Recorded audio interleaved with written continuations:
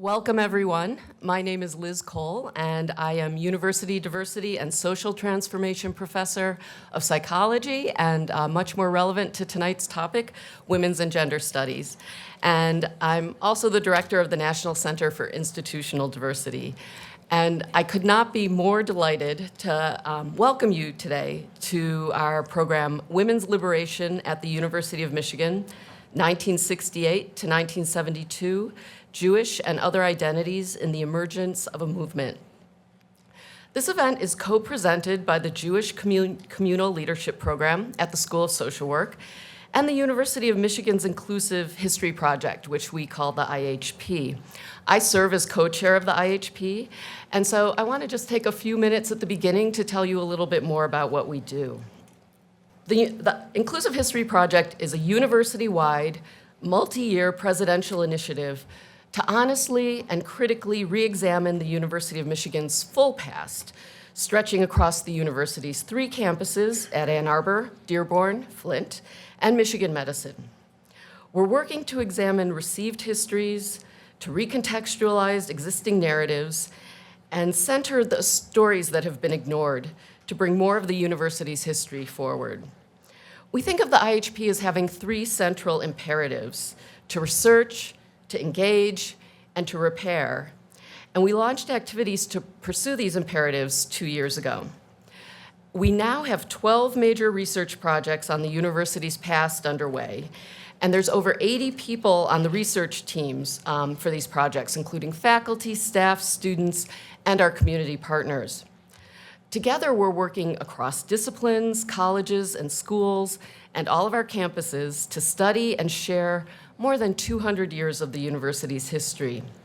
We have projects underway on the first African-American woman to lead a campus of this university. Her name was Blenda Wilson, and she served as the chancellor of U of M Dearborn from 1988 to 1992. We're studying the origins of women's sports at U of M in the late 19th century, as well as the history of women athletes during the implementation of Title IX, and that's in a project called Beyond the Big House. We're examining construction at the U of M Flint campus in the midst of urban renewal. And in partnership with an ongoing project called Reconnect, Recollect here at U of M, we're exploring the deep and ongoing connections between U of M's collections in our museums and libraries and the Philippines. And that's just a taste of all the things that we're doing. Our event tonight is part of one of these research projects, and that project is called Outsiders, Insiders, Radicals, and Reformers, A History of Jews at the University of Michigan. And it's led by Dr. Carla Goldman and Dr. Deborah Dash Moore. This project traces the diverse experiences of Jewish students, faculty, and administrators at U of M, exploring their trajectories from outsiders to insiders, and sometimes back again, across much of the past 100 years. As we pursue these research projects across the projects I've told you about and many others, we work to engage people across our campuses and beyond them in learning about and learning from the university's history. And so we offer opportunities like this one to participate in and engage with the IHP, and we're so glad to welcome you here tonight. We're pursuing these research and engagement efforts to more deeply understand the continuing impact of the university's history on our present, and so that our work will lead to recommendations for actions to change U of M's future. We often say inclusive history for inclusive futures. So whether this is your first IHP program or whether you've attended events before, I want to welcome you. And we hope you'll visit our website, where you can find out a lot more about what we're doing, and you can sign up for our newsletter. Or you might consider attending others of our events to get a fuller sense of the really remarkable range of research, teaching, and public engagement efforts that the IHP is leading here on our campuses. Now, before our panel gets underway, I want to acknowledge that the University of Michigan is located on the traditional territory of the Anishinaabe people. In 1817, the Ojibwe, Odawa, and Potawatomi nations made the largest single land transfer to the University of Michigan. This was offered ceremonially through the treaty at the foot of the rapids, which is also known as the Treaty of Fort Meigs, so that, as it states in Article 16 of this important treaty, some of their children may be educated. Through these words of acknowledgement, their contemporary and ancestral ties to the land and their many contributions to this university are renewed and affirmed. Now, if you'd like to learn more about the history of Native American dispossession, the ceded treaty lands, and the transformation of indigenous land into university property that quite literally made the University of Michigan, the IHP's foundational 1817 project offers powerful new research on this history, and you can learn more about land acknowledgements generally and the research that we've engaged in the 1817 project through the QR code on that slide.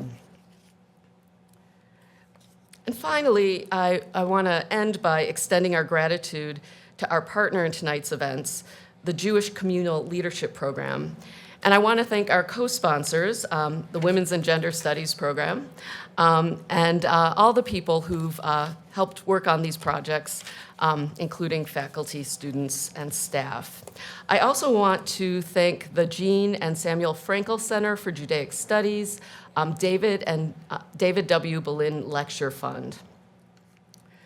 So tonight, we turn to the rise of feminist activism at U of M in Ann Arbor from 1968 to 1972. We'll hear from pioneering activists about the emergence of feminist consciousness, the activism it sparked in Ann Arbor and on campus, and why Jewish students and faculty were so deeply involved in these efforts. Our moderator for this evening is Dr. Carla Goldman, who is Sol Drockler Professor of Social Work, Professor of Judaic Studies, and Director of the Jewish Communal Leadership Program, which is a collaborative effort between the School of Social Work, who are our hosts tonight, and the Frankel Center for Judaic Studies. So I want you to join me in please welcoming Dr. Goldman and also our panel of esteemed panelists.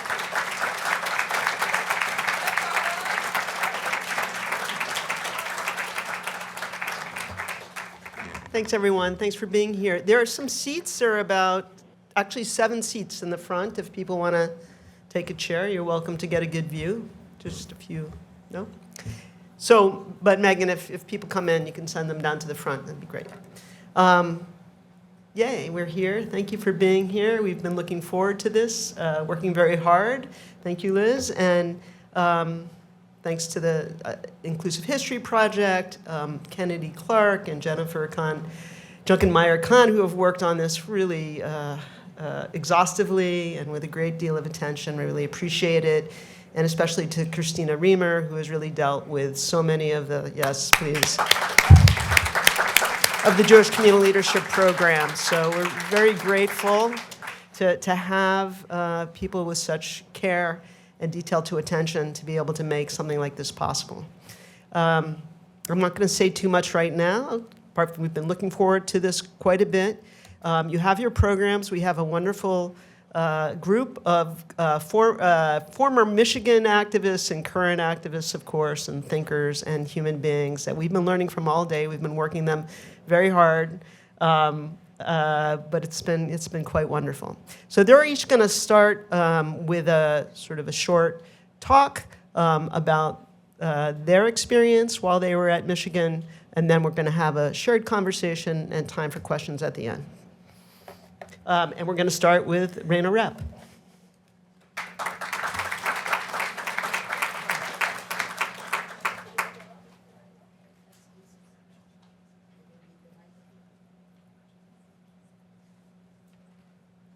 First of all, thank you, Carla and Liz and Christina and everybody who brought us here together. For the 5 of us, I can speak for everyone to say this has been an extraordinary reunion, and this is really a gift to be able to sort of make a collective chronology and memory project of what's going on here and what went on in our lives.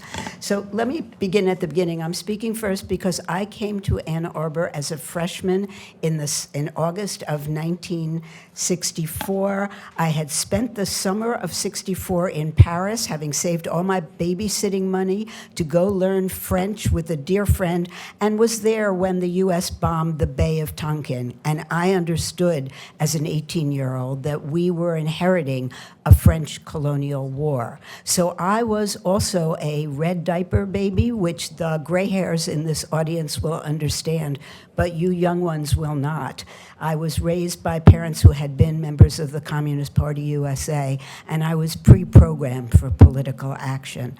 I therefore worked on the Diag, serving coffee at the World Historic First Teach-In on Vietnam here, and I worked in civil rights and went in the spring of 1965 with 3 of my college roommates. We went south and were in Montgomery when they were trying to cross the bridge to get back to Montgomery, and we were part of that whole process. So civil rights and anti-war built into my bones as an undergraduate, and I then stayed on for graduate work here, 68 till 73, and in the summer of 68, I'm not sure if this is an apocryphal story or real, we went to, I know the conference was real, we went to a conference in Chicago called New University Conference, heard Heather Booth and Nancy Hollander give a spirited critique of what it meant for women to be part of the so-called meritocracy and how we would never get ahead in the system,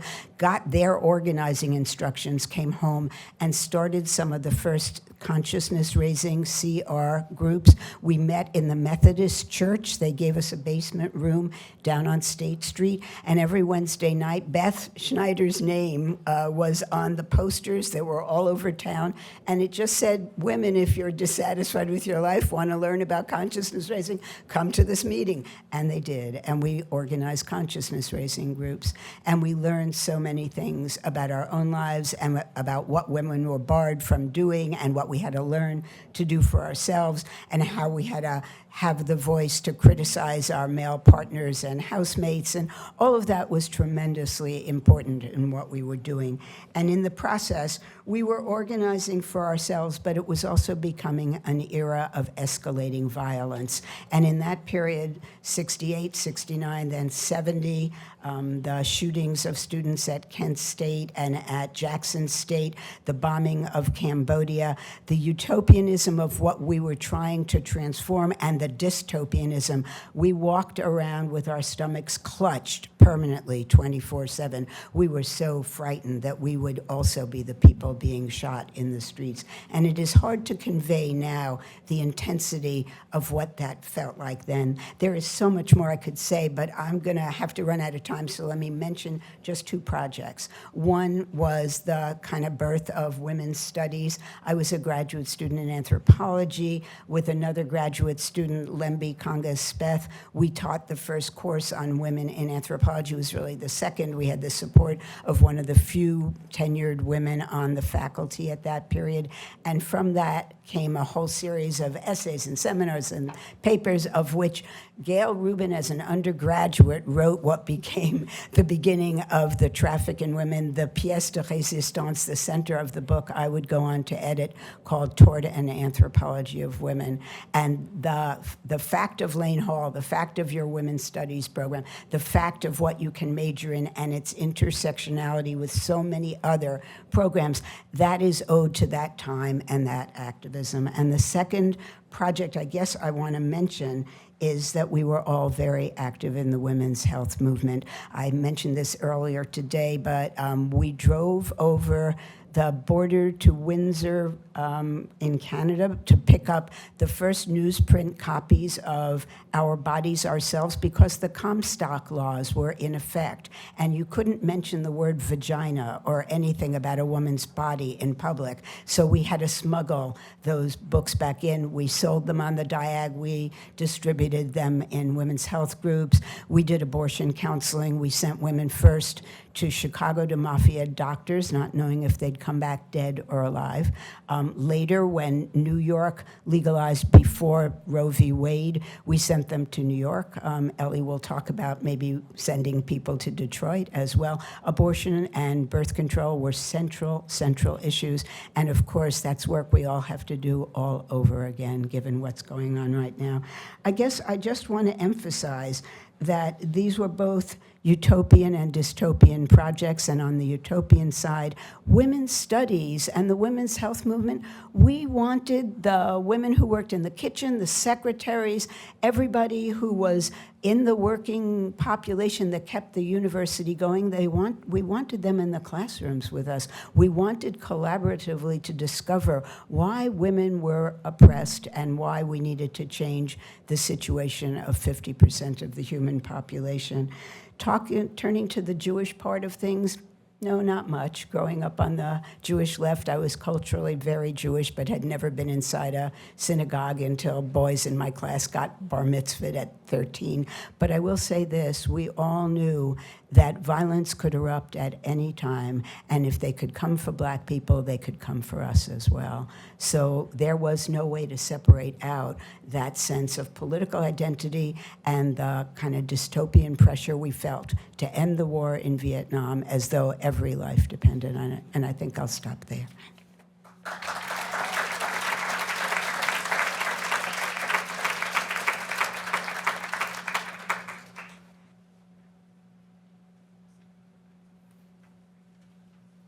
I'm Joanne Parent. Raina's a hard act to follow. I was a student here from 1966 to 1969, at really the height of the anti-Vietnam War protests and movement. The campus was filled with new left groups, SDS being the largest.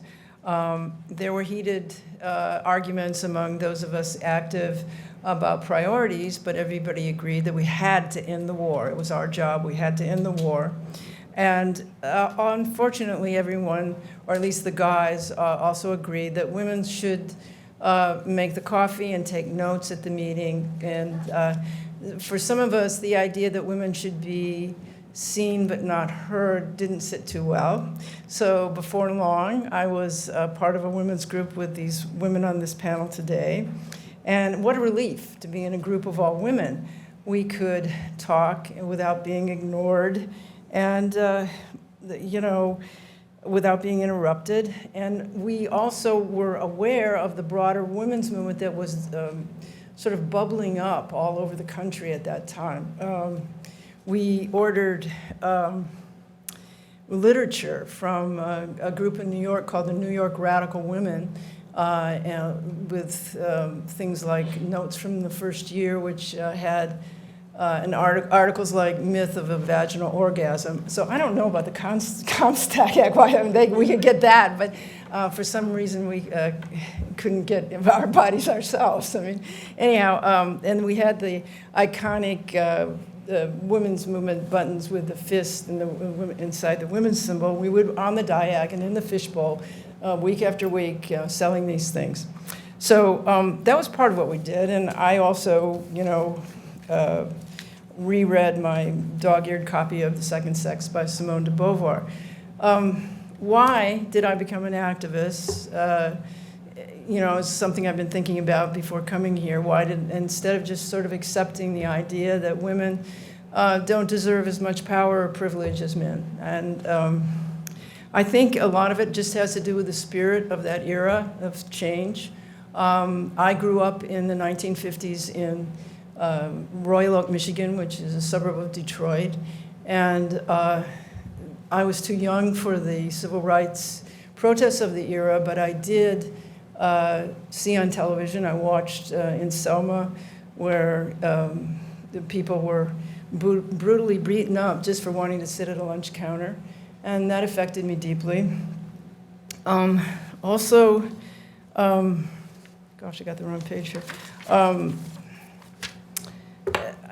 My family was a working class family. My dad worked in a factory, and his union paid good wages, and they even had enough. They gave scholarships to the employees, and so I was able to go to U of M. And before that, though, I also volunteered as a high school student to teach black kids in the inner city as part of our support for the civil rights movement. So when Kennedy was assassinated, John F. Kennedy was assassinated, I was in shock, and I felt like the two things that I was learning from this was that we were not only just a racist country, but we were also a violent country. And that was sort of shocking to me as a young woman. on campus. So there, when I came here, I joined all the protests. One on behalf of welfare mothers I got arrested in. But soon I also had a battle of my own, which you may have heard about, because I think it's part of this history project, was that women then all had hours in our dorms, but the men did not. And I wanted to go, I was a film buff, I wanted to see this trilogy movie, the Apu trilogy. And I couldn't, see those 3 movies with getting back on time for the curfew, which was 11 p.m. So I decided to, buck the system and do it anyhow. And I got punished. I had to be in for the next 3 weekends at 6 p.m. But I decided to appeal it to a disciplinary committee of students. And I thought, they'll understand. This isn't fair. All the men could stay out as late as they wanted, but the women couldn't. But it didn't make any difference. I still got my punishment. I studied hard then. I think a lot of the students here, it's like, how did you ask us questions like, how did you do it? How did you do all this activism, but still also study? But somehow we did. We were like crazy. We were just running around all the time. But I became sort of frustrated, and a lot of us did, because it didn't seem like the government was listening to us. The war wasn't ending. More people were going to Vietnam. Students I went to high school with were dying. They also refused the administration refused to stop. We were wanting the administration to stop funding research for things like napalm and military recruitment on campus. We fought against that. And that wasn't happening, nothing changed there. And then it got worse. Martin Luther King was gunned down, and then 2 months later, Robert Kennedy was assassinated, running on an anti-war platform. And this was devastating, and it made a lot of us feel at that time that we couldn't trust the system, that the only way that change was going to take place was if there was a revolution. And some of the SDS people at that time formed what was called the Weather Underground, some of you may know about, and it was in favor of sort of using violence, that there had to be an uprising with people of color and workers and students, and to change. That was the only way change could happen in this violent country. But what really alienated me at the time from the left that I had been a part of was that we got a lot of criticism as we got involved more and more in the women's movement. And we were told that we were bourgeois and we were selfish, that we didn't care enough about other issues. And I thought that it was very ironic that coming from a working class background, I was now suddenly bourgeois because I was a feminist activist. So I moved back to Detroit. I left school and I moved back to Detroit, and I became very active in the women's movement back in Detroit. My consciousness raising group wrote a paper that was shared a lot then, called the Fourth World Manifesto, about the need for an independent women's movement. And I got involved with an organization called the Women's Liberation Coalition of Michigan, and we did a lot of great things. We wrote a stop rape handbook that was sent around. We did, just like Raina, we sent women mostly to New York then, because New York had opened up for abortions. And we started the first feminist credit union in the country in Detroit, because women then could not get credit in their own name. So most of the women that I worked with in the Women's Liberation Coalition of Michigan also had come from civil rights activism. There was Black Women's Caucus, and from anti-war protests. But there were also a lot of women who came from groups like NOW, women that my former SDS colleagues would have looked down on as middle-class liberals. But I realized that many of these women had been fighting for women's rights from before I was in high school. And I also, it made me realize that when we focus on what we have in common as activists, instead of our differences, instead of just our differences, that we can accomplish a lot. And we did accomplish a lot in those days. And looking back, it was a great honor to have been part of that women's liberation movement that started for me 59 years ago here in Ann Arbor. Thank you.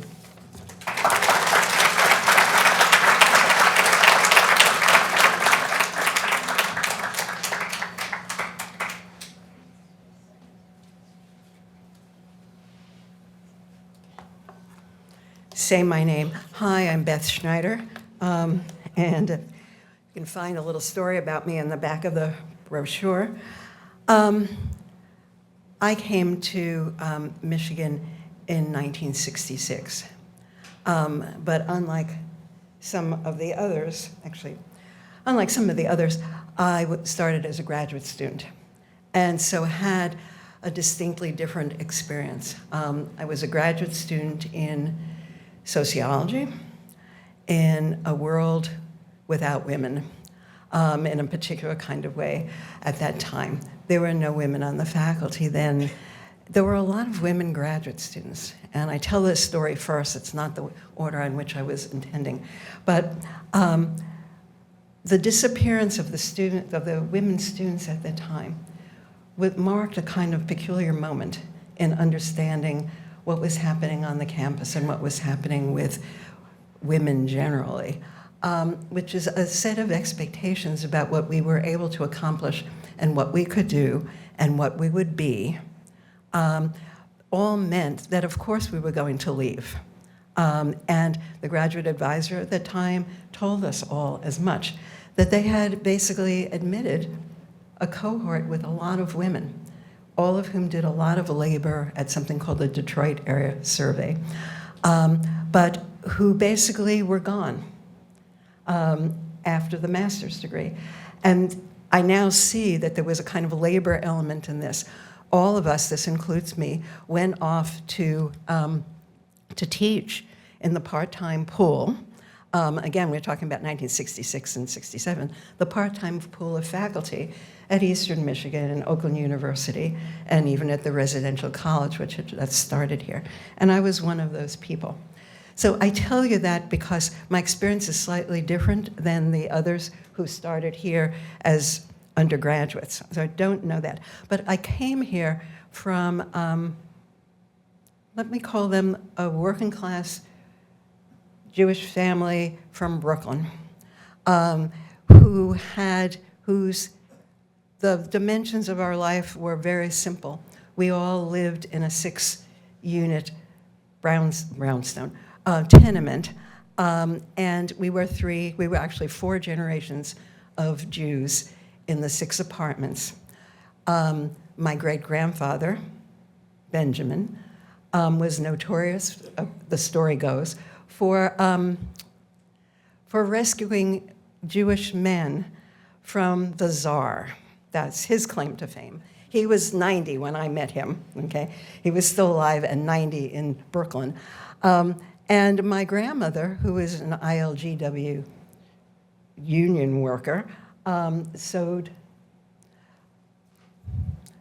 mostly girdles on her sewing machine, which I still have right in our house. They spoke Yiddish. I learned Yiddish.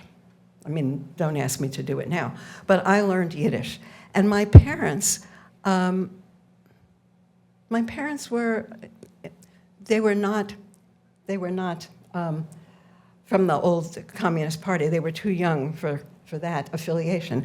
But they were very active and very interested in what had happened during the Holocaust and what had happened to the Jews, and they were worrying about anti-Semitism. And it was there. It was in the atmosphere, from my point of view, as somebody who would be a union person and a union supporter, and those were healthy unions, the Butchers' Workmen's Union and the ILGWU. And so I learned, I was predisposed, I like to think, about justice and racism particularly, and class. And so when I came to sociology here, I wondered a lot about sort of where I fit, okay? And found my way, after the 2 years of being a graduate student, not only teaching at Eastern Michigan and so on, but found my way to a campus that was embroiled in political activity. Before there was women's liberation. I mean, really embroiled. All this Black power and Black liberation business, and of course SDS, which had come before, and I went to everything because I had gone to a commuter college. I had not gone to a very fancy place, and I was dying for the excitement of a place where there was a lot going on. And sometime in the end of the first year, the story I'm going to tell quickly, in the end of the first year, I came upon Ann Arbor draft resistance and fell in love with a guy in Ann Arbor draft resistance and proceeded to, on the one hand, do all this work for Ann Arbor draft resistance that had to do with counseling, organizing protests at the draft board, being supportive to my guy as well as others. And it prompted a discussion with a lot of other people about what constituted a citizen and what made one a citizen, because the guys had the draft cards. We didn't have the draft cards. It was a clear gender division. And it made for a different set of assumptions about what kind of person you could be, what was expected of you. And that whole question of citizenship became a kind of mantra for me for a while, but it also sort of helped me see not only my graduate experience in a certain kind of light, but that whole notion of what I had found myself fallen in love with and found myself in as a kind of activity. In the light of that, and this is where the story, all of us tell the story slightly differently, Ann Arbor Draft Resistance was a very busy organization. There were men who were being drafted. There were men who were going to Canada. There were veterans who were fleeing. There were a lot of men, and there was a lot of activity. And it was based on my reading of it still, is that it was based on a kind of left Catholic rendering of political action that had to do with personal fighting against injustice, personal risk-taking, and basically what came to be, in my mind, the personal is political, which became a sort of slogan in women's liberation as well. So, but what happened was that the question, just to raise the question about what would women be in Ann Arbor draft resistance, in addition to all the labor we were doing, opened up a discussion in Ann Arbor draft resistance. And simultaneous, is my view after this couple of days with these women, simultaneous, these discussions were going on other places because there was this war, okay? And so what happened, and of course I'm now, interestingly, many things are attributed to me that I don't remember doing. Okay, it was 57 years ago. I take credit for the fact it was 57 years ago, and I've been doing all this political work since. There it is. I seem to have been in charge of those 6, or organizing the 6 groups, and a whole bunch of things that had to do with martial arts and the power of women to be able to take care of ourselves and so on. In any case, over this period of time in which I was no longer a graduate student but was still here, I was party to a goodly number of the actions and involvements here, and I was also party to many of these sort of consciousness raising and CR groups. And there was a kind of element to it that I want to bring out. The women were doing a certain kind of labor, and some of it was domestic labor for sure, some of it was actual labor. And we didn't spend much time for a while thinking about how we would actually work with each other, how we would care for each other, because we were busy caring for these men, many of whom were really important relationships, and opening up the consciousness raising groups in which rape and sexual violence and abortion and birth control and all these discussions, including monogamy and so on, raised questions that were only vaguely answered at the time in Ann Arbor Women's Liberation, which had to do with how we got along with women and how to avoid the competitiveness of what was truly a commercial competitiveness about women. And how we might actually love each other.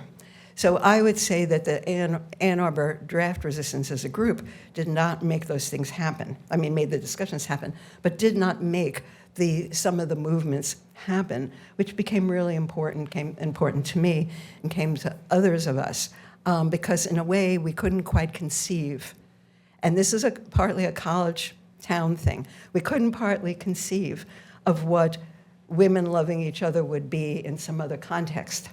Right? There were women in all kinds of groups in cities, Buffalo and LA and New York City and elsewhere, who were organized, who were supporting each other, who were loving each other.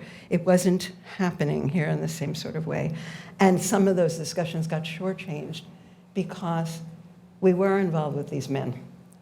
And we didn't want to stop being involved with them. It felt like we were not supporting a very serious effort. Okay, I went off, Ellie will tell you some of the story. I went off to Springfield, Massachusetts with Ellie, who is my friend. We both were still involved. She was married to the man she went off with. I was not married to the man I went off with. And what happened to me? I get there. We thought we loved Springfield, Massachusetts, and we did come to love Springfield, Massachusetts. It was so different than Ann Arbor. Ellie started health work right away. I found myself in a town that had an Air Force base. It was only 1971, and there were all these bombings of Cambodia and Laos in that time. And so my first act in my non-college environment was to be the civilian organizer of a project at the Air Force Base. We had a coffee house.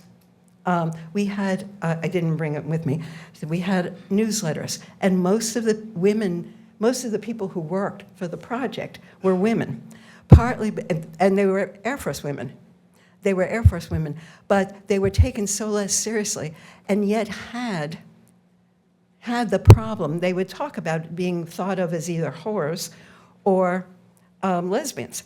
And so there was a lot of discussion right away in that context. And so, just to say, from my experience here, it was a kind of opening up to have those discussions in a way that hadn't been happened quite in the same way here. That's my experience of it. So I eventually went back to graduate school. Some of the story, at least the academic stories, on the brochure, and I leave this thinking a lot about how much the relationships we build with people are part of a political process and a necessary political process. And without building those relationships, we don't get very far. On the other hand, sometimes they can be barriers to new steps forward and new kinds of action. So I leave you with that for the moment, and we can talk more about it if you want to. Thank you.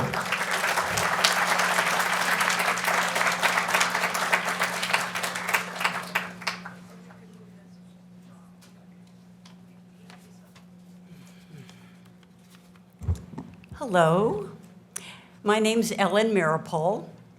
I moved to Ann Arbor in January 1968. I was 21 years old.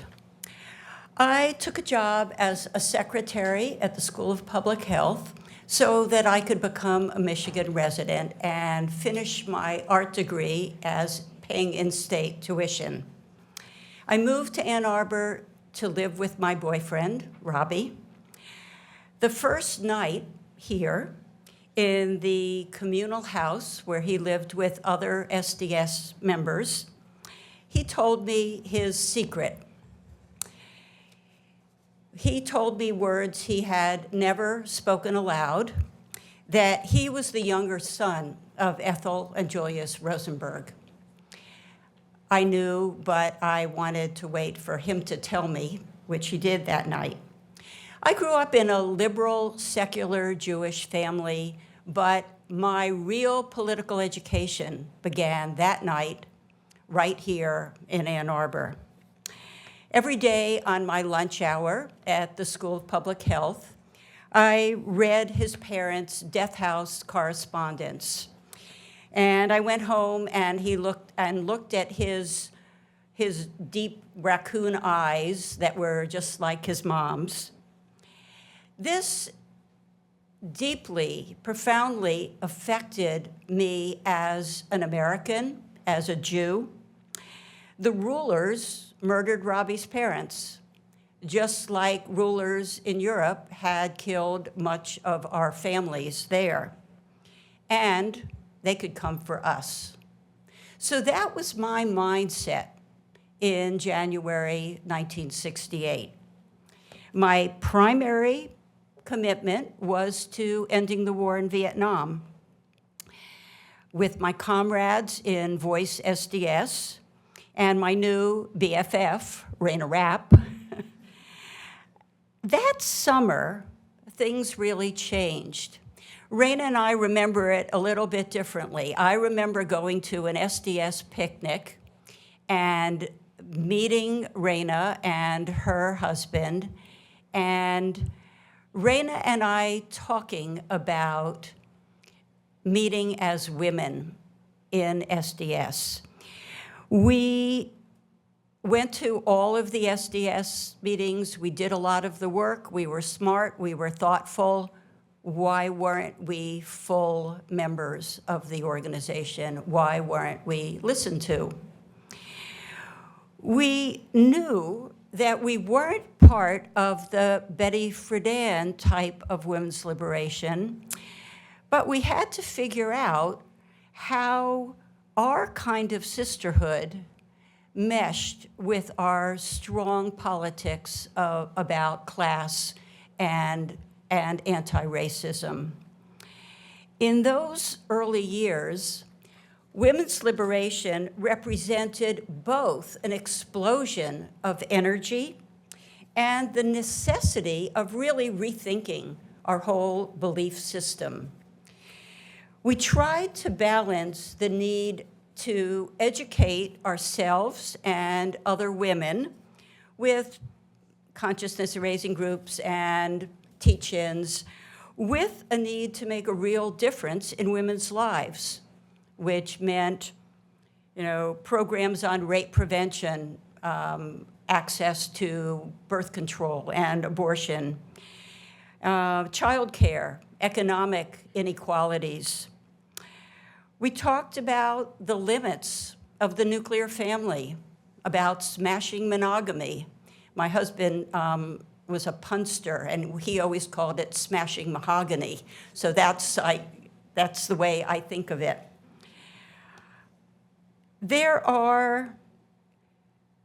really struggled over how to reinvent our imperfect selves to live more fully inside our belief systems.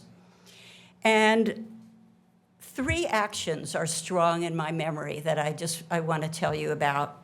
We took over the Ann Arbor Draft Board, chanting, "We are women, we are strong, we are fighting what is wrong." It was a great action and a terrible chant. I remember a pro-choice march in Detroit at the morgue, organized by WITCH, the Women's International Terrorist Conspiracy from Hell. There were no speeches, no words. We held up coat hangers and we keened, we howled, protesting the deaths of women from illegal abortion. Despite all of our beliefs, we still mostly did the laundry, and that led to the Laundromat Project, a somewhat tongue-in-cheek proposal to organize women at local laundromats. This time, our chants were really good. Seize the tide. Put down the detergent, become an insurgent. Those years in Ann Arbor were easily the longest and most intense 3 years of my life. We felt that we were at the center of it all. We were warriors, we were on fire, and we were often terrified. Finally, I want to note that I'm one of the few non-academics on this panel. After a career as a nurse practitioner, which grew from my work doing women's reproductive health care, I left that and started writing novels. I write fiction. And I write fiction that dramatizes many of the things that we've been talking about this evening. The political movements. One of my books is the story of two sisters, Michigan grads, who are feminists and who cause harm to a police officer during an anti-war demonstration, an action which tests their loyalty to each other and to their activism. Looking back, what strikes me as most powerful, most life-changing, those years in Ann Arbor were. Here it is over 5 decades later, and we're still chewing on it. We're still trying to understand what it meant then and what it means for us all moving forward. Thank you.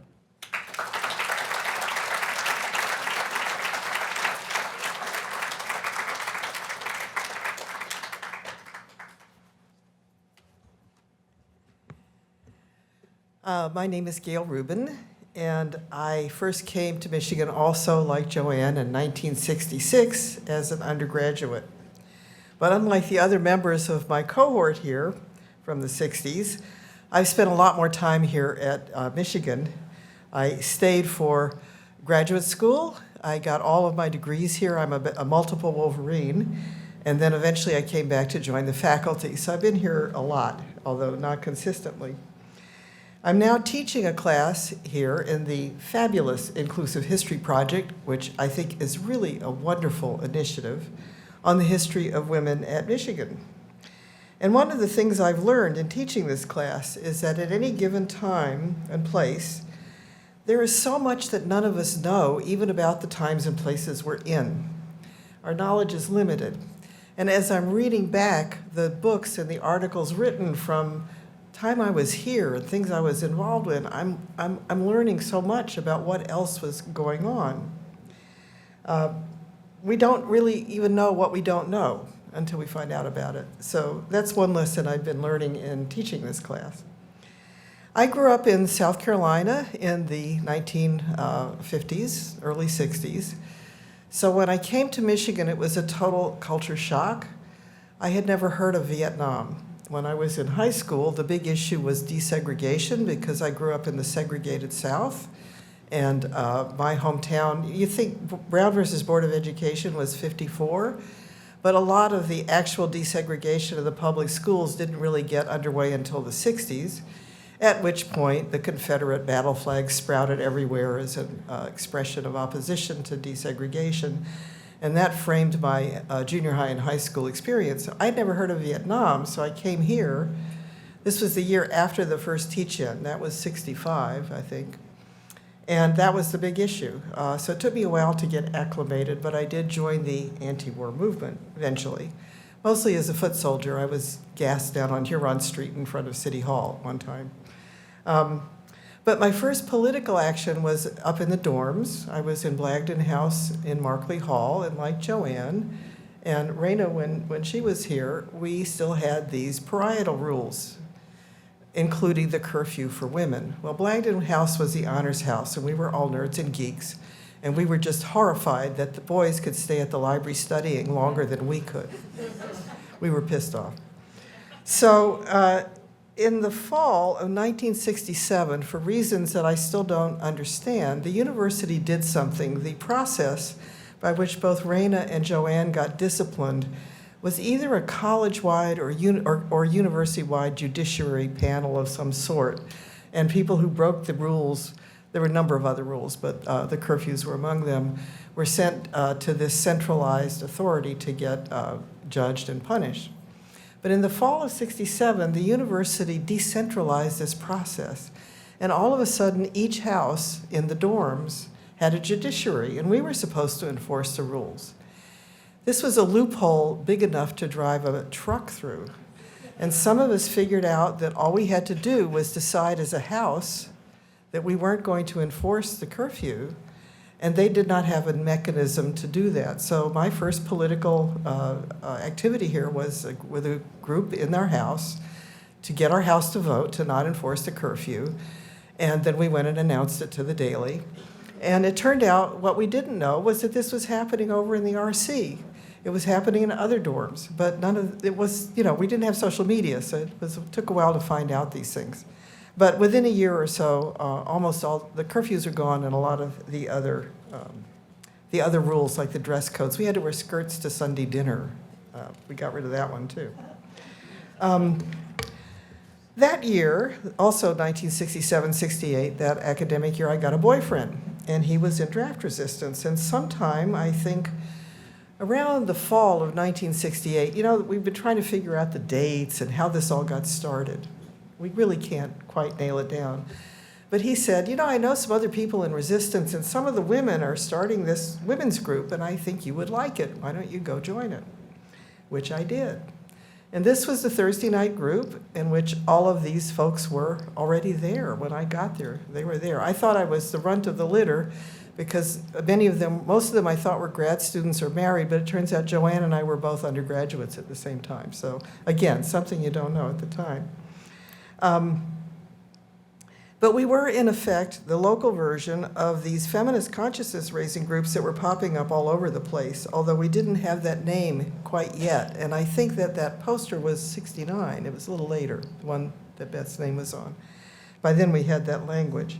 As far as we can determine, there were other groups that had started to form or tried to form, but I think we were the first one that got traction and lasted more than a meeting or two. So we lasted a couple years, and I think really kind of kicked off women's liberation on campus. There were other women on campus doing things which we mostly didn't know about at the time, like the Center for the Continuing Education for Women, and this group of local women who filed the first sex discrimination complaint against the university also in 1970, about which I didn't find out till years later when I was trying to find out about the history. In any event, I became completely obsessed with feminism, and I decided to declare an independent major in women's studies, which I was able to do through the honors program. This is before we had a women's studies program.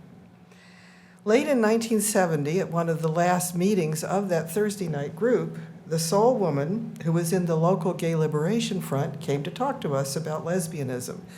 The Gay Liberation Front at that time was about a half a dozen guys who ran around in dresses, and there was this one lesbian, so she came to our group. I had never had the word or the concept that one could be a lesbian, and so this kind of shook me, and I spent the rest of the evening looking back over my life and realizing I was a lesbian. So the next morning I got up and told my boyfriend he had to move out. A little rude. And then the next thing I did was head to the library to see what I could read about all of this. And the following fall, the woman who had come to our group and I put up a bunch of flyers. That's how we got people to do things in those days. I think we put up flyers at the Union, a couple other places to call for a group to meet, and that started the local version of Radical Lesbians, which lasted a year or two. I really don't know how long. That group was succeeded by something called GAWK, the Gay Awareness Women's Collective, which was actually quite a bit less political, I think. And then we had a local lesbian softball team, so there were other things that happened. Eventually we had a bookstore, but that took a while. Meanwhile, as the Thursday night group kind of dissipated, I think around 70, 71, a new group had formed out of the remnants of our group and had new people, including several faculty wives who were in their own right extremely accomplished scholars, but who could not get hired at this university because of the nepotism rules. One was Kitty Sklar, one was Marilyn Young, and one was Adrienne Harris Tentler. They were all in our group. Both Kitty and Marilyn ended up divorcing their husbands and leaving here so that they could get actual tenure-track jobs. They were very accomplished scholars and in their own right. In any event, this group then, first thing we did was a women's film festival. I found some of the flyers getting ready for this. That was, I believe, in 1971. And then around 1972, we formed the core of the group that agitated to start the Women's Studies program here. We met with the dean. The dean said, okay. That was really quite wonderful. We got the first course we started teaching in 1972, actually. And by 1973, the college had made us an official program. So that's our official origin date, although we were doing things before then. And I stayed active in that program for years until I left in 1978 to do my field research for my dissertation. I left Ann Arbor at that point. But we were run by a steering committee. I went to all these steering committee meetings. And the way we started to expand our course offerings was through a slight trick. We had done 240 was the intro to women's studies. So we started teaching something called 340, which was technically being taught by one of the faculty members, but we had sections, and each section was actually an independent course taught by a graduate student. So that's how we got a lot more courses, and I have the flyers for those if anyone's interested. I taught, in the fall of '74, I taught a course in feminist theory.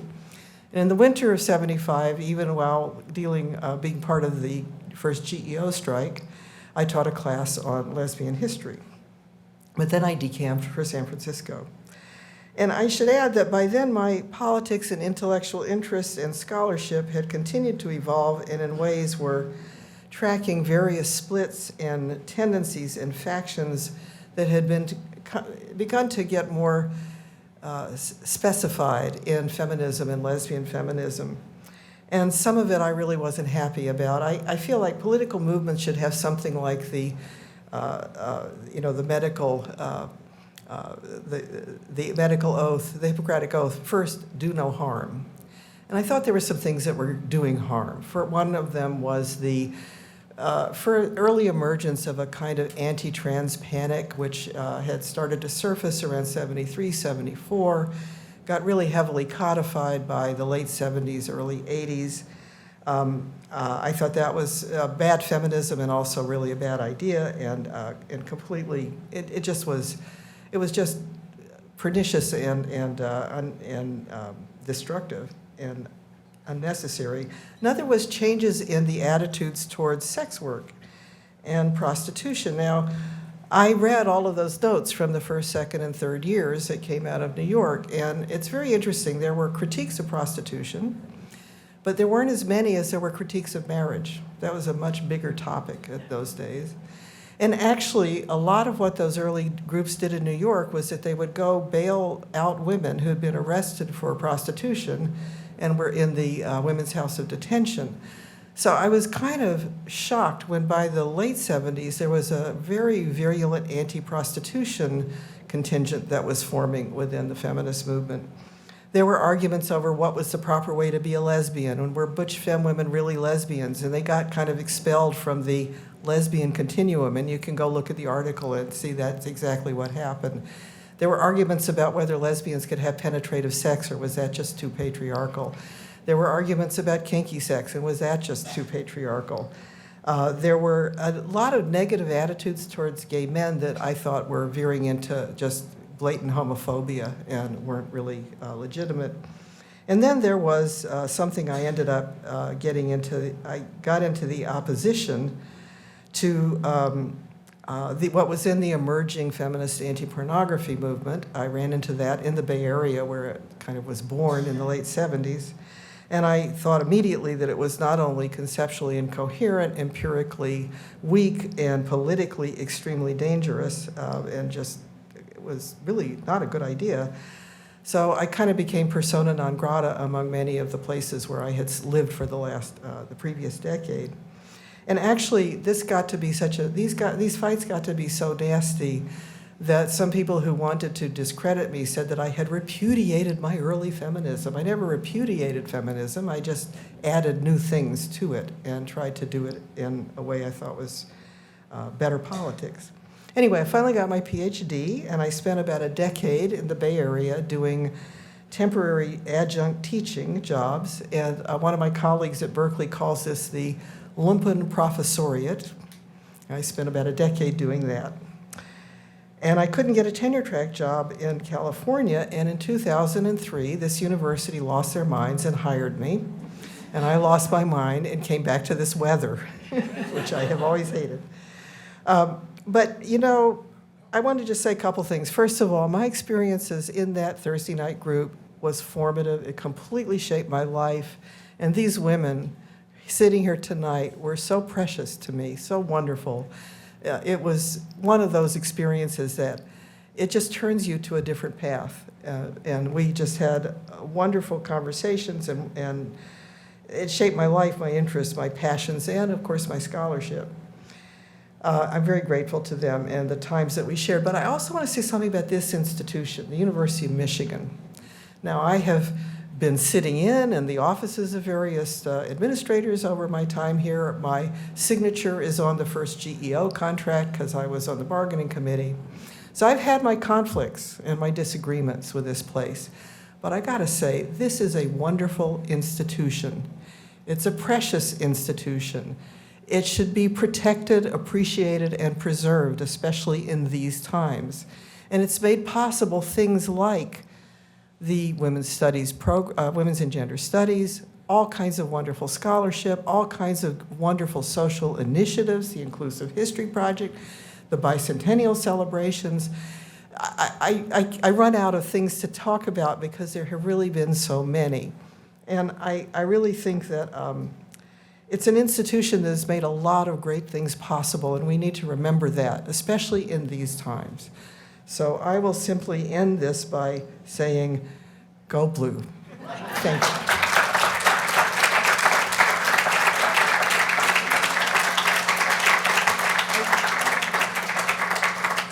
I bet the rest of you never thought you'd hear that phrase from Gail, so that's something. Yes. Yes, it's on. Can you hear me? Yeah. So we don't have too much time for sort of this part of it. I want to get to a few things before we open it up for questions. So one of our goals, we have a few goals with bringing you all together to hear about your experiences as you've shared. One is to capture we have a number of people in the room, thankfully, who were on campus and in town when you were here, so they kind of know about that time. We'll talk a little bit about that. But for people who weren't there, about the ethos of that moment, right? That's something we're trying to capture by bringing people who were here then. And you know, there were certain things you shared that really spoke to that. But I think in some of the oral histories we did this morning, you know, there's one thing of describing these very heady times, these very exciting moments. And then this afternoon, there was a question about pushback. So I'm wondering if you have, everybody doesn't have to speak, but a few things that come to mind to sort of convey what it felt like to be here, both from the sense of finding your people, finding a movement, finding a community, but also it wasn't everybody, as Gail was saying. There were a lot of different things going on. So there are microphones there, but if people have other thoughts, yeah. I'll tell a story about that time. Can you hear me? Is this on? Okay. What? Right to your mouth, ma'am. No, it's, can you hear me? Okay. So, as was mentioned, we tabled on the Diag. We were there often. We sold literature, but we also encouraged conversation. People would come up and say, what's women's liberation? What's this all about? And I would say the majority of those conversations were positive, but there were some that weren't. And one that sticks in my mind was a young man, there were three of them. They were wearing sports jackets, and they looked like jocks. And one man looked at me and he said, "There is an awful lot of cunt around here." I was speechless and I didn't know how to respond, so I punched him.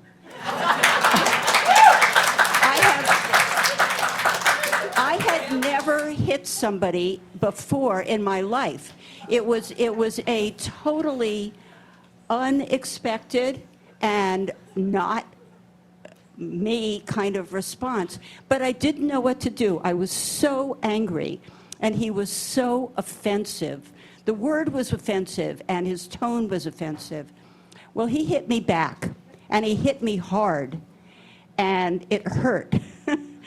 And the next day, I signed up for a karate class. Thank you. Can someone tell, like, sort of one moment maybe in the Thursday night group? Because what you were doing was, like, happening at so many levels of challenging yourself in community, like, seeing new things. I think that was sort of the part of those conversations that you were describing, like new lenses or certain blocks coming off, and just sort of what that felt like to be in this space at that time. I don't know, can you hear me? Speak right into it. Okay. One thing I remember is having a discussion with people in the Thursday night group with the women who were faculty wives or a little bit older about when they decided to have children and how they decided to have children and how they're going to balance that. And one by one, everybody said, we didn't decide, we just got pregnant. And that was an immense shock. And at the same time, there was another graduate student in anthropology who said to me, look, Raina, you can either be somebody or you can be somebody's mother. And that sense of the crisis of what it means to either back into motherhood or choose motherhood was so much a part of all the reproductive rights and reproductive health movement in which we were all engaged. It's like it was all cooking together at the same time. So I'm not even sure what was reaction and what was reaction to reaction, but it was consciousness in a really kind of very centered way of having to make your way in the world as a woman and want to be effective in the world as a woman and get work done as a woman and still have to think about the question of reproduction. I just wanted to say one more thing about the pushback. I mean, it was, what the hardest part for me was a sense of betrayal from the guys in the New Left and the SDS and so forth that we had worked with for so long, supporting in their anti-draft in Vietnam, to say, you know, that we were sort of women's livers. It wasn't just the guys in the suits with, you know, that were the jocks, but it was also the guys that we really liked and that we had worked with.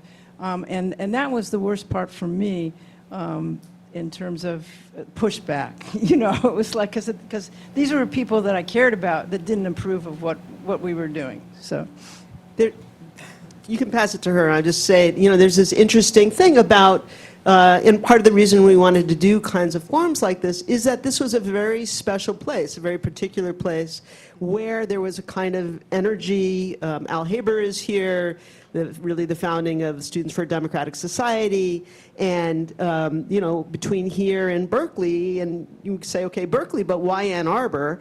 And you know, it gets to your question a little bit, Gail, where as a, you know, experienced rabble-rouser, let's say, you know, we asked this question, was it despite the institution or because of the institution? Just now you were maybe suggesting both, and I just, if people had brief thoughts about that. This was, first of all, the administration wasn't happy with the anti-war protesters, but nobody got shot here.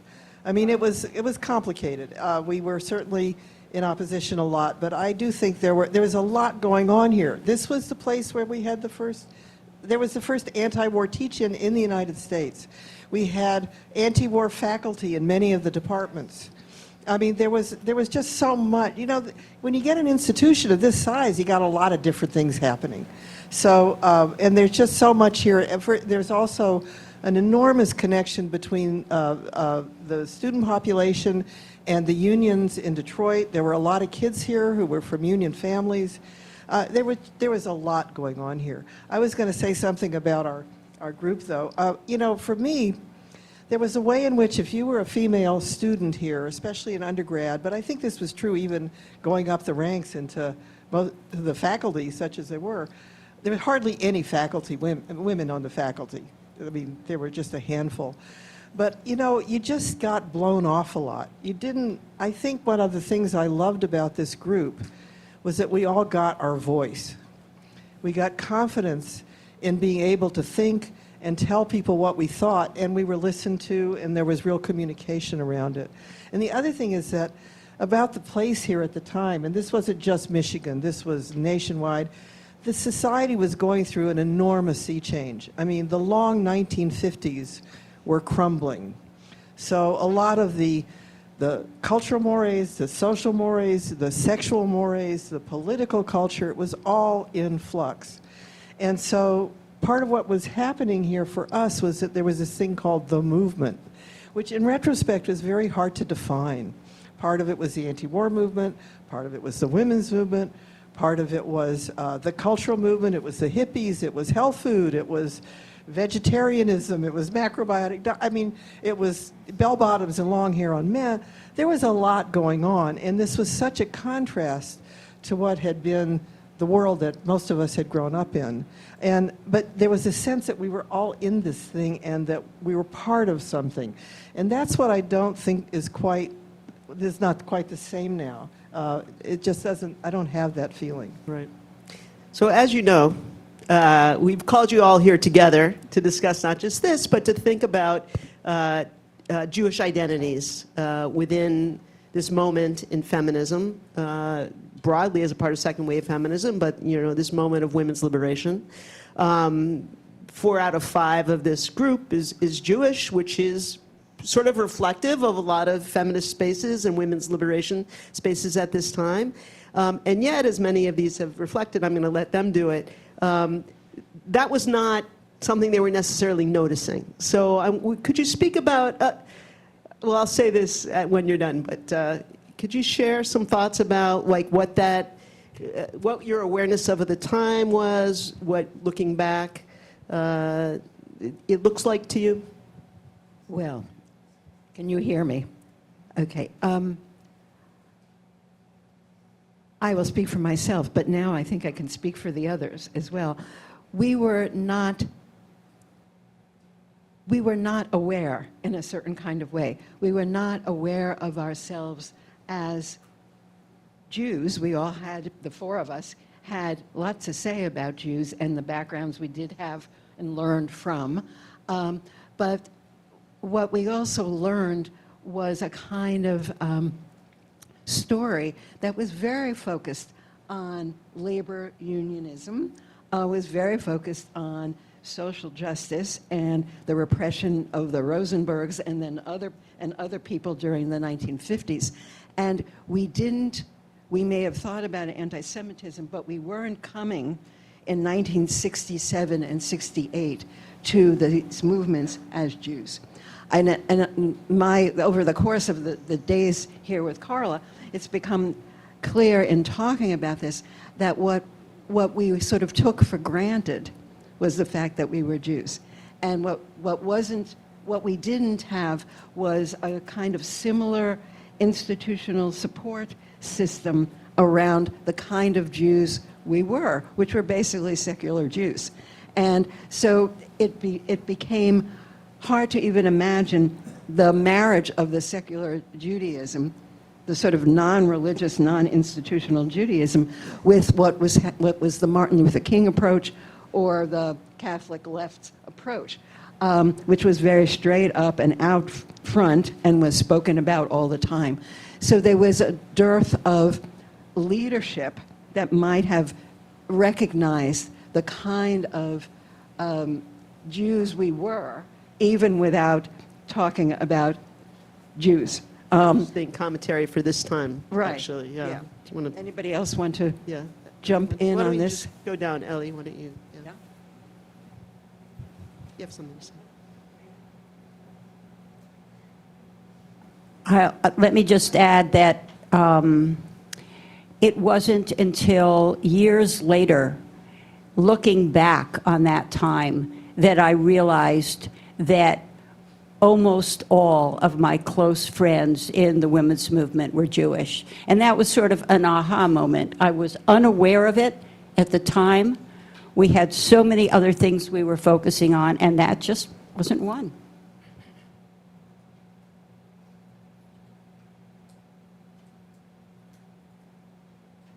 I don't even know what to say about it, except that coming here 5 years ago, when Carla summoned us the first time to talk about Jewish identity and overrepresentation of Jewish women in the women's liberation movement, it was like a revelation to me, because I just was brought up as a very avowedly secular person, and the Jewishness was, I was sent to Shula, not to Hebrew school. I had Yiddishkeit as a background. My mother read in Yiddish till the day she died. We had a very strong Jewish identity, but it was Tikkun Olam, and I didn't have that phrase. Nobody taught it to me, but that was what was going on in the background I came from. And it was only much later in New York, another city with a big Jewish presence, that I started to see those intersections, but always in the secular side, never religious,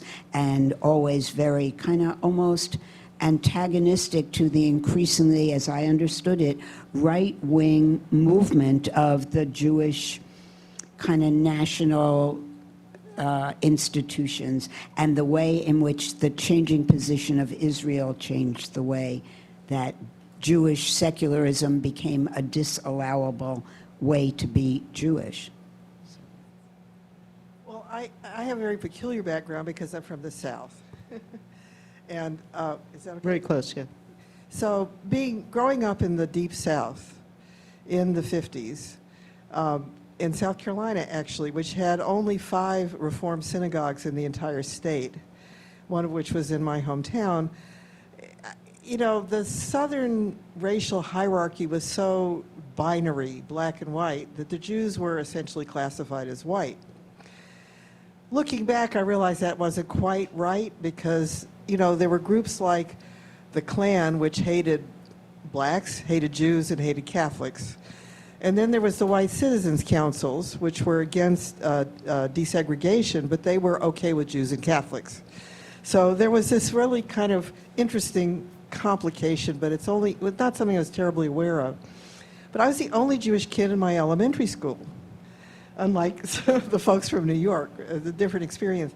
So when it came to the High Holy Days, I was kept out of school and we went to temple.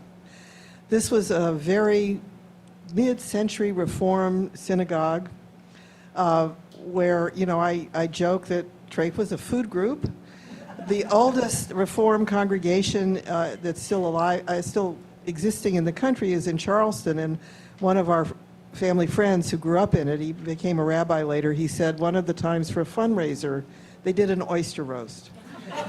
That tells you a lot about this kind of Jewishness. So I didn't think of it much when we didn't really think about it at the time. Looking back, what I am realizing is that the Reform movement of that era, which was sending the materials to my little temple, like the prayer book and the stuff we read in Sunday school, in our confirmation class, we didn't have bar mitzvahs, was very progressive. And I said earlier today, like one of the texts that we had the year of confirmation was about the lives of the great Jewish socialists, the union organizers, including the International Ladies Garment Workers Union.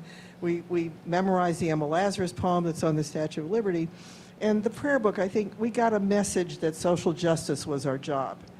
But it was not an explicit message. It was just something that I picked up. I didn't think about it until I was talking to Carla and had to think about what this Okay, is. so here you've heard that I've invited a lot of people into this kind of conversation, and in fact, this is what we want to convey, right? Because more than just Raina has said to me, oh, well, that had nothing to do with anything that I did there.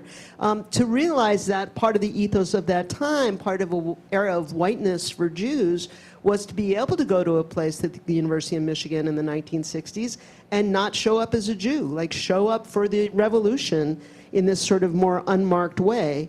And that was a very Jewish thing to do at that time. Yeah, and my right? dad, by contrast, he went to medical school when there were quotas.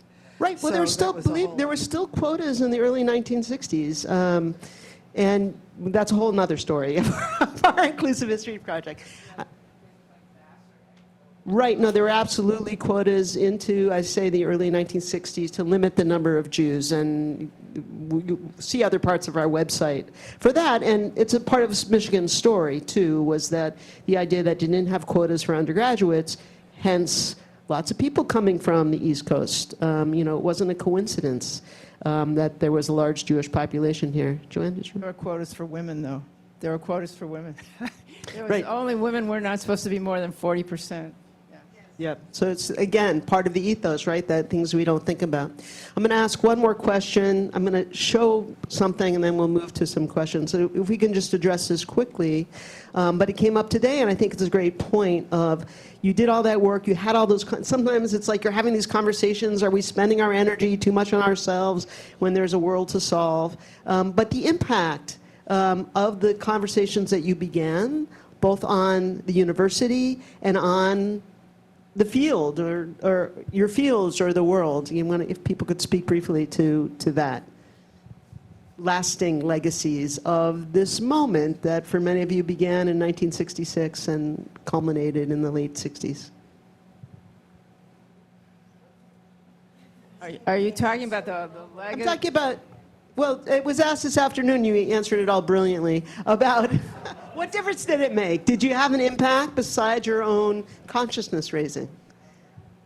Oh, yeah. I mean, I think that the opportunities for women are just totally different than when we were. I mean, you know, it's so interesting to me that even the opportunities for us were greater than the opportunities for people 10, 15 years older than us. I once had the opportunity to talk to Ruth Bader Ginsburg, and I asked her, had you always wanted to be a judge? And she said to me, she looked at me like I was crazy and said, women couldn't be judges. So, but for me, I mean, I knew that there were women lawyers, and why couldn't they be judges? So, and then I think that, you know, it just kept growing. We kept pushing back more and more so that we became, you know, a country that could at least run women for president if they can't win again. But, you know, I mean, I just think we made enormous changes in the way women look at their lives and their opportunities and what we can possibly do with our lives. And that was so different for our mothers, for our grandmothers. Anyhow, so It's different for people now. And hopefully we won't lose too much of what has been accomplished. It wasn't just our group. We were just part of this avalanche of groups and people and from all kinds of different places and with different constituencies doing this work. Again, this was a sea change. It was a tectonic shift. And we were on one of those moving plates, but there were a lot of other people on those plates. Yeah, I think the point was made this afternoon in the workshop with students of the impact of this group in this place, right? So the growth of women's studies was direct outgrowth of the conversations you had nationally. The impact of, say, Raina's anthology that she created in anthropology, introducing the field of women's studies, so that specifically the things that happened here also had a great deal of weight. I just want to show, let's see. So these are some of these folks from the time. This is a little show and tell. I don't know if you want to, if people can tell who is who, but we can do that. There you go. The most earnest one. You can see the blonde hair there. Here they are, sort of working on the. I wanted to show. This was one of their protests. This was one they protested the Miss Ann Arbor competition.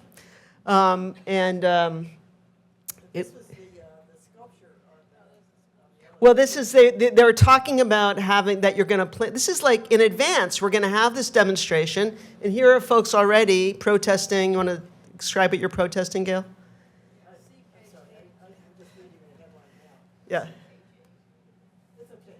Anyway, they were also before they had already protested some of these sculptures and the ways that they represented women. This was the more standard sort of anti-draft resistance, why women should be involved in it, not the favorite of this group, this argument. I just wanted to show that there were other things going on at this time. This is the exact same time, so there was sort of, this is more sort of progressive Jewish observance, not again for this group, but an experimental creative Seder. This is also in 1969. This was about that protest, again, in March 1969. You can go to the Michigan Daily Archives, and then there's also the Argus, which is not online, but documents a lot of this. This is by Arlene Weiss, who was in the room, objecting to, this was also happening at the very same time. So it's the same month of the anti-Miss Ann Arbor protests.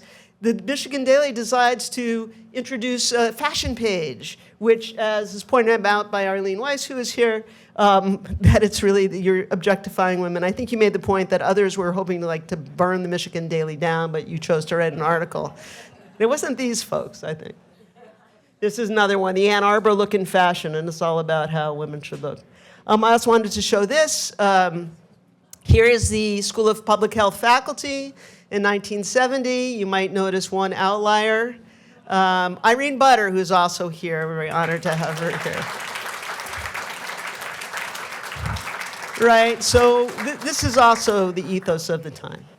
Okay, that's my show and tell a little bit. And we'd like to open the floor to questions. Morgan? Oh, no, you don't want to ask a question. Who wants to ask a question? Yes, we go. Either way. I can ask more questions, but... And please introduce yourself. So this isn't a question, it's a comment. I must have been in one of your Thursday night groups. So, because I remember that. I came here in 1969. I was 18. I probably hit your group when I was 19.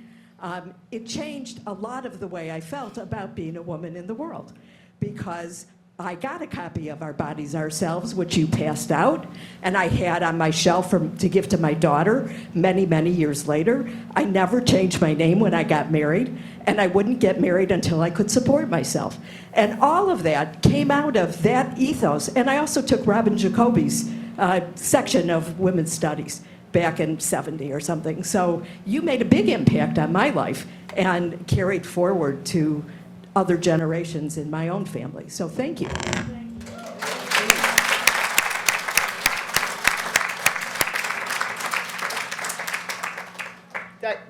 Morgan? Yeah. Hi, my name is Dawn Richburg. I went to grad school here in the late 80s. And I heard, I think it was Raina, who you talked about, you said, if they could come for us, meaning black folks, then they could come for us, meaning Jewish folks. I wonder if back then you all were doing any sort of coalition building with like BAM, Black Action Movement. If anybody can speak to that, like what kind of connection? Yeah, thank you for bringing that up. We tried to work with other groups, particularly other radical groups on campus. Women's Liberation had a seat on the steering committee for the BAM strike. It was 13 days in March of 1970. It was an incredibly powerful time, and we were part of it. You know, those steering committee meetings were held every night after all of the day's events and protests, and were strategy. I was the representative to the steering committee. I mostly kept my mouth shut and listened and learned. It was an incredibly important strike. It was successful in that the administration promised 10% enrollment of African American students and scholarships and stuff to go along with that. They did not come through, but they did make a promise. So yeah, we were involved with that. Anybody else want to comment on that dynamic? Yeah. So David, show him here, it's right there. Yeah. Well, thanks for all your comments, and I just, my comment was going to be similar to yours. Stand up, David. Okay. My name's David Shum. I was an undergraduate here starting in '69. So I was surprised also not to hear you talk about the BAM strike, because that was, in addition to the anti-war movement and other issues, the Black Action Movement was so significant in that year and beyond.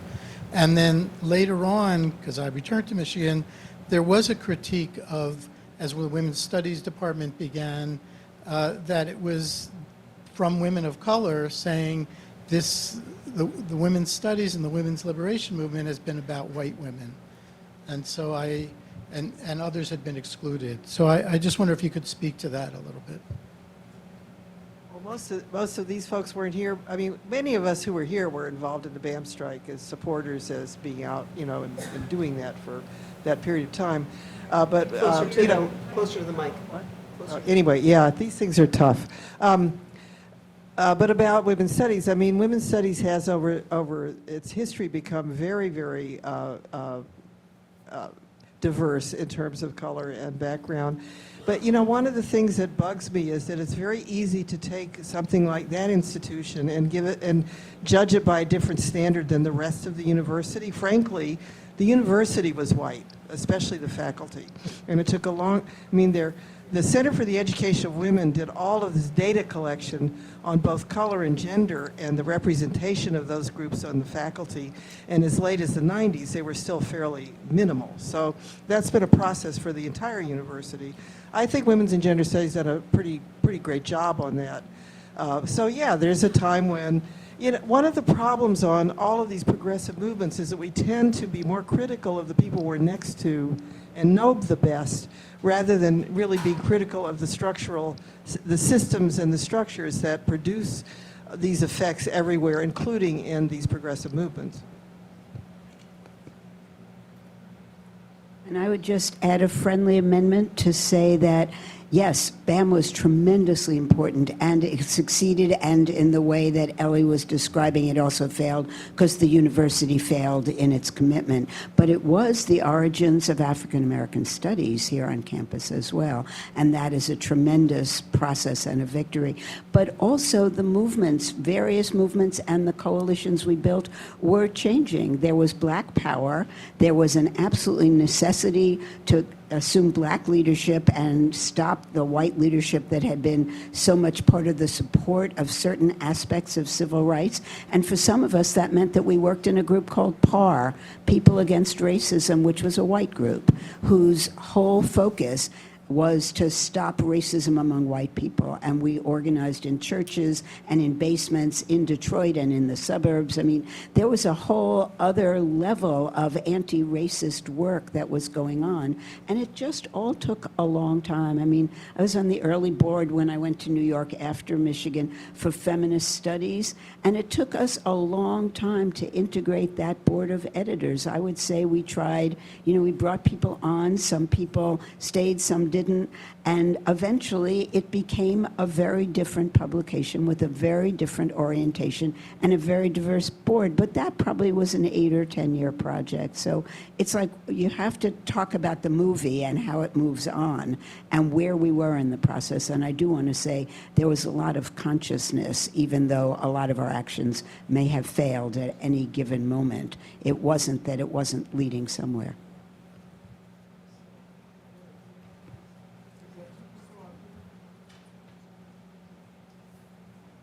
Thank you.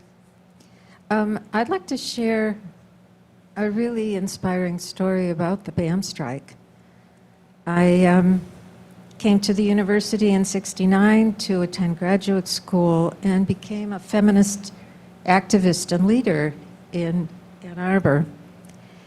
And while I was in grad school, I needed to work to pay my tuition, so I went to work for the university hospital. And at the time of the BAM strike, it was really important for the Black workers at the hospital to be part of the boycott. In fact, I think they were a critical population that was necessary to shut down the university. So the day before the strike, the head of the hospital went on the PA system to every room and told us as employees that if we supported the BAM strike and wouldn't come in for work, we would be fired. And so I thought about it and I supported this strike. And I said to my boss, I worked directly for the head of the dietetic internship program. At the end of the day, I said, you might as well fire me now. I'm not coming in tomorrow. And she said, honey, just call in sick. I'm Belita Cowan. Many of you know me. I founded and published her self-newspaper, which was Ann Arbor's feminist newspaper. I founded Advocates for Medical Information to challenge the Student Health Service when they were giving out a cancer-causing drug to female students as a morning after pill, and got that stopped. And I founded the National Women's Health Network out of my work in women's health care here. I hope we can continue to get together. I have so many wonderful stories. This was such a vibrant, feminist, activist community. Jean King was my mentor, and she asked me to be a plaintiff in her groundbreaking lawsuits, and we made a lot of good trouble.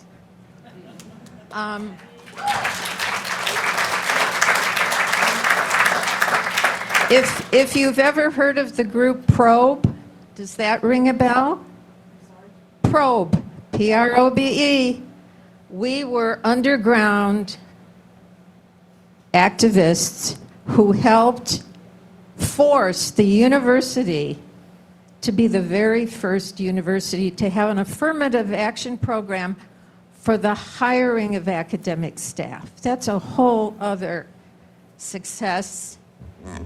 This is And I'm glad you mentioned Gawk, because there's a building downtown at 5th and Liberty where Gawk held its meetings, where Herself was published, where the women's bookstore happened, where we planned our protests, the People's Free Clinic was there.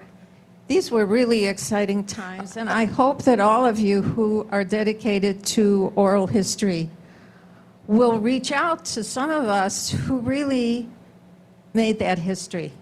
I think you're also making the point that, you know, if this university does some things that we're proud of and that have created possibility, it's because of people pushing it.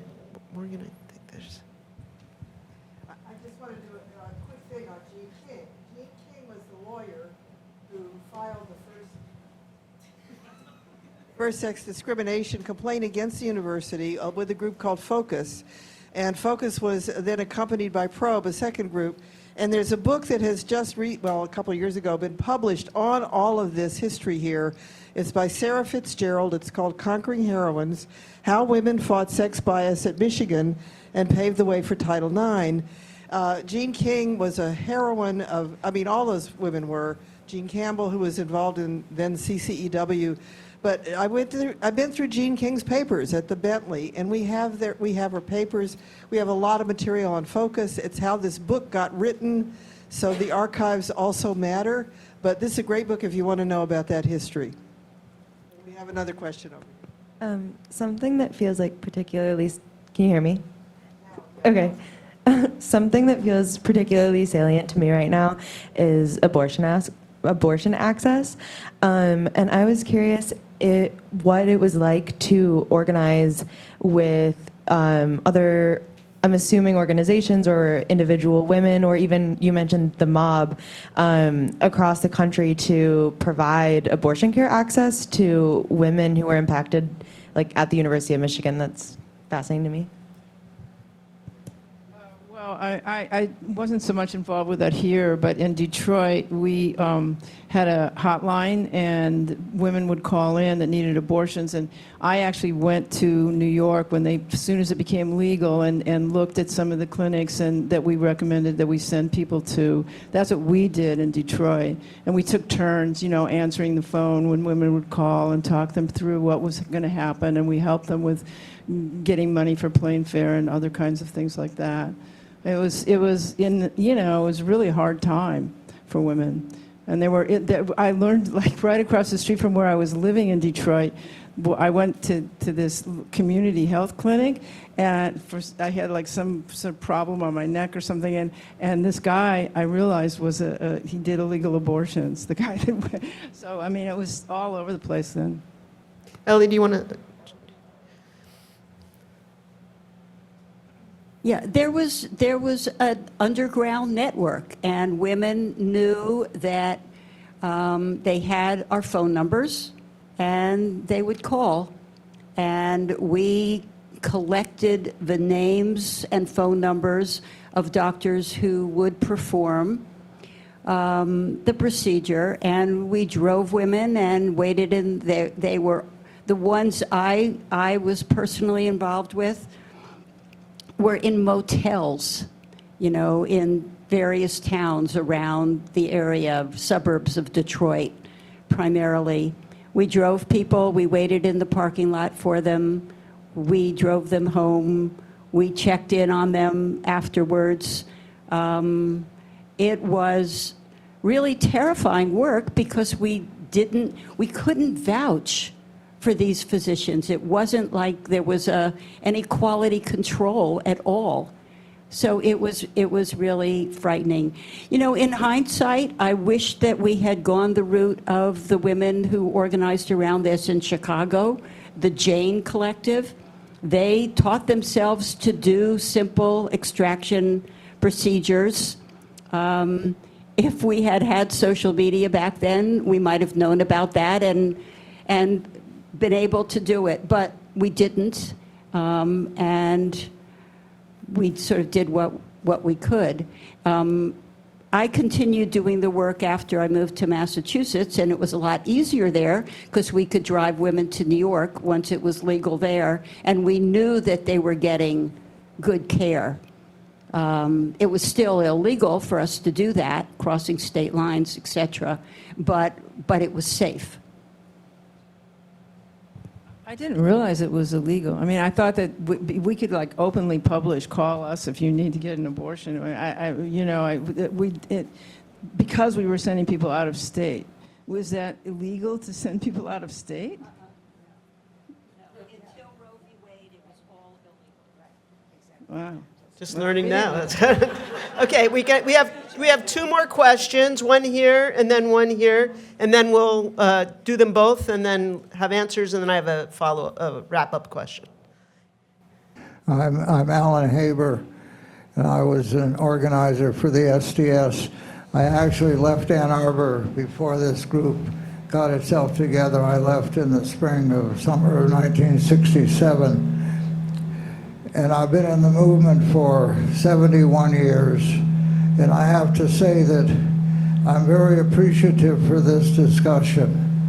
And actually, this is the first time in my movement history that a group of women have gotten together to describe to the community and to men how women organize and how you get together and what the spirit is.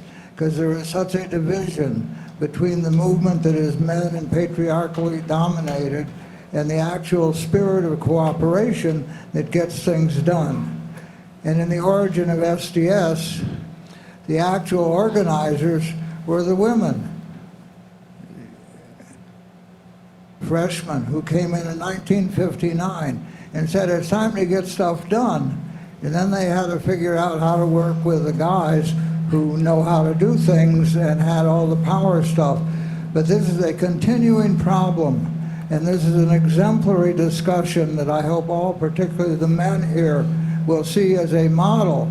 And when we try and work in the movement that we need now of everyone, all our fungal networks interconnecting all over the country and the world, if we're going to change this system, to listen to the women, and thank you all. Alan, one second, Morgan, one second. Alan, because you've talked in other spaces about that group in 1959 that came together, showed this great promise. How many of them were Jewish? This is for our Inclusive History Project.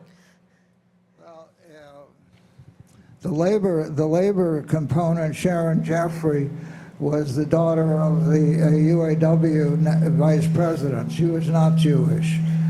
But Carol Cohen, Betty Cohen, Dickie Magadoff, Bob Ross were Jewish.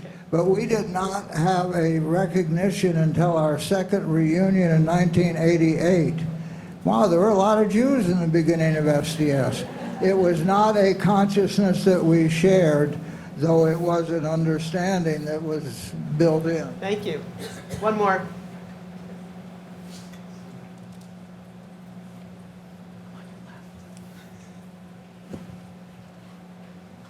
Hi, I wrote this down. This is for, I think, particularly Beth Snyder. You were talking about the CR movements you were a part of, and I think that you said the group you were in felt really good for about 3 years. And you said, we didn't talk about how we would work with each other, how we would care for each other. I thought a lot about that. I'm a repro health worker and abortion care worker in particular, and there's a lot of conflict in the movement right now. And I'm wondering if you could talk a little bit about what you think might have sustained the groups you were in, and any advice you have to current repro workers in the US. Well, you're raising a really remarkable question, partly because you're coming from a place in which you are doing the actual work. And my reference was to a place where we were doing the actual talking. And in some ways, those are different things, likely to provoke more conflict. But it wasn't, there are things we didn't say. There are things we had trouble saying. We were so, if we're talking about 1967 and 68, we were so incoherent in a way about our relationships with anybody. It was simply not, we knew it, but we didn't really know it. We really didn't know how to work what we were doing, and we were very incoherent about our relationships with each other. And I think what kept us going was the urgency of the moment for whatever work we were doing. So I don't have a great answer to you about the question. It's almost like you want to get us in there to sort of work out your problems right now, because you don't. If there really is a recognition that there's conflict now, you want to get it sorted out because you're doing really important work. And if that means dragging in somebody who, not us, but dragging in somebody who did this work or who does this work or who does this work on the campus, do it. Because it's too important to have a long-term conflict about. And I think questions about trust and who you trust and who you say what to are crucially important right now, maybe more so than ever, because it's real easy for word to get around in a way that it wasn't so easy for word to get around in 1967 and 68. I would say that some of us were completely dumb about certain things. And I mean that, this is a question that goes back to the man over here. We have these beautiful posters, really magnificent posters, which some of you may have seen, of Vietnamese women with guns on their shoulders. And these were our heroes. And then there were all these posters of black women with their arms raised and their fists raised. And they were sort of models, but we never talked to these women for a very long time. And so there were models and elements of, and the work that some did, particularly in the health realm, really was work that spoke to the needs and of women who were poor, of all races, and some of these things were not so clearly articulated. Let's just say you're opening up questions about the nature of gender, the nature of society, the nature of the family, the nature of. So it's not surprising that you didn't figure it all out in those 3 years, right? Like I think that. Right. What I take from this is the urgency of we need to, right, and the expectation that we should. And so you weren't dumb. No, you were. Well, there are times when we were silent. And I think that, I think now, poor Gail when she came out, there was a lot of silence. I don't think we were the smartest people at all about issues that had to do with sexuality and our own sexuality. I'll speak for myself. So I think there are kinds of ways in which some things were inarticulable. And also note, a number of you have spoken about the fear, right? That was also present around lots of things. If they can come for anyone, they can come for us. And they have, in fact, already come for us. And so, to sort of factor that into, what people have the courage for at a certain time, right? And this is another moment of great urgency. Yeah. In many ways it feels,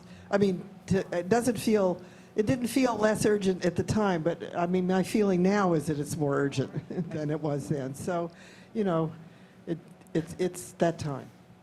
It's that time. So maybe we'll end with that, in that, at a moment of urgency, I hope we've made the point that actually it can feel like, how can we make a difference?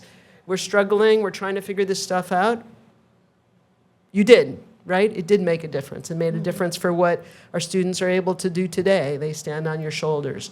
And so now is a time of great urgency, and one where I know many of us feel helpless. But, we keep doing the things that we're doing that feel like, even if it's figuring it out between ourselves, that it's going to add to something greater. I welcome any final comments. I was going to ask you, I think we've run out of time, but if you want to, and some of you already did, to sort of talk about just the impact of that moment, of those years, on sort of what you've done since. Is that too much?